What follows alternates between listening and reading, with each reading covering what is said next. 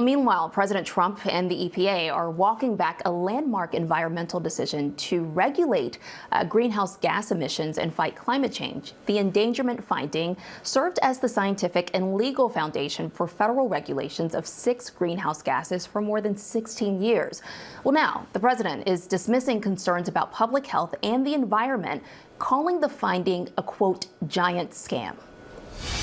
We are officially terminating the so-called endangerment finding, a disastrous Obama-era policy that severely damaged the American auto industry and massively drove up prices for American consumers because it has nothing to do with public health. This was all a scam, a giant scam.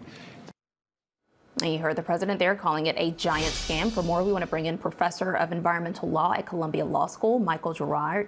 Michael, thank you so much for being here. First, I want to get your reaction to the president just now calling the endangerment finding a giant scam. It's quite the opposite. When the endangerment finding was issued in 2009, there was a ton of evidence about the negative effects of greenhouse gases. There are now 10 tons of evidence. You know, Michael, the president and EPA administrator Lee Zeldin are calling this the single largest deregulatory action in U.S. history. So what impacts would the repeal, or will the repeal, have on the environment and climate change? Well, it means that the federal government will no longer be able to use the Clean Air Act, the chief law here, to regulate greenhouse gases. We know that greenhouse gases are having very bad effects already, and it'll get a lot worse as the climate, as the planet continues to warm. And we know that there are health risks, and we're seeing the carbon dioxide trends. Our chief meteorologist, Ginger Zee, talked about this as well.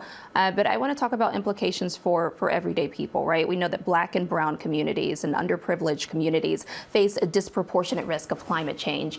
Does this risk now increase with these protections being rolled back? It absolutely does. And although carbon dioxide doesn't have local health impacts, the sources of carbon dioxide release other kinds of chemicals that are killing a lot of people. So it will really have a very negative impact. And as you say, poor people are most affected by climate change itself. Right. We've seen that research year after year. Trump also says this decision will be good for the country and save Americans trillions of dollars. Well, at a time where we know that people are struggling with affordability, curious, Michael, why should they be worried about long-term effects of climate change? Well, but that statement by the president is false, that having a car that is energy efficient, that is fuel efficient, costs a lot less to operate. You're spending a lot less money on gasoline. So although the upfront cost may be a little bit higher, over the life of the car, you're saving a lot of money by having a more fuel efficient car. But there will be fewer of these under this new announcement.